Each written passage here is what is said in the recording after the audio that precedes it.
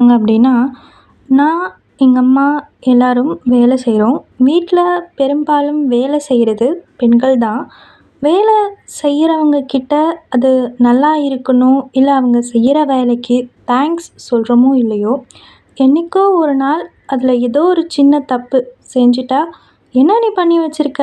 ஏதோ செய்யணும்னு செய்ற" அப்படின்னு சொல்லிடுறோம். தவறு செய்கிறது அப்படின்றது சகஜமான ஒரு விஷயம் தான். "நான் வேலைக்கு போறேன், நீ வீட்ல சும்மா தானே இருக்க" அப்படின்னு ரொம்ப ஈஸியா வார்த்தைய விட்டுடுறாங்க. அதாவது நான் மானசம் பேச விரும்பல. நீங்க வேலைக்கு போறீங்க, சனி, ஞாயிறு லீவ் வேணும், இல்ல எனக்கு ஒரு ஞாயிற்றுக்கிழமை லீவ் வேணும் அப்படின்னு நினைக்கிறீங்க. அதே மாதிரி வீட்ல வேலை பார்க்குற அவங்க ஒரு 1 மணி நேரம் கூட ரெஸ்ட் எடுக்கணும்னு நினைக்கக்கூடாதா? அவங்க யாரையும் குறை சொல்ல விரும்பல.